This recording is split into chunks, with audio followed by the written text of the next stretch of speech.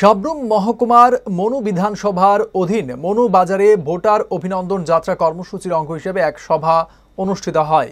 সভায় প্রধান বক্তা হিসেবে উপস্থিত ছিলেন প্রদেশ বিজেপি সভাপতি রাজীব ভট্টাচার্য। এছাড়া উপস্থিত ছিলেন সাধারণ সম্পাদক বিপিন দেববর্মা, দক্ষিণ জেলা সভাপতি শঙ্কর রায়, বিধায়ক মালাফরুম মগ সহ অন্য কার্যকর্তারা। রাজীব ভট্টাচার্য বলেন, প্রধানমন্ত্রী আবাস যোজনা থেকে ঘর এবং ভাতা প্রকল্প থেকে ভাতা যারা এখনো পাননি তারা হতাশ হওয়ার কোনো বিষয় নেই। ইতিমধ্যেই রাজ্য সরকার সিদ্ধান্ত করে আরও বেশ কিছু ঘর ও ভাতা প্রদান করা হবে বলে জানান তিনি।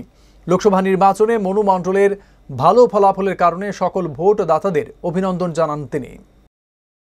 আজকে তো বৃষ্টি হচ্ছে, মনুতে কিরকম রূপ হবে সেটা সন্দেহজনক, কিন্তু আমার মনে হয় আত্মবিশ্বাস ছিল এবং এই আত্মবিশ্বাসকে আপনারা বাস্তবে রূপ দিয়েছে।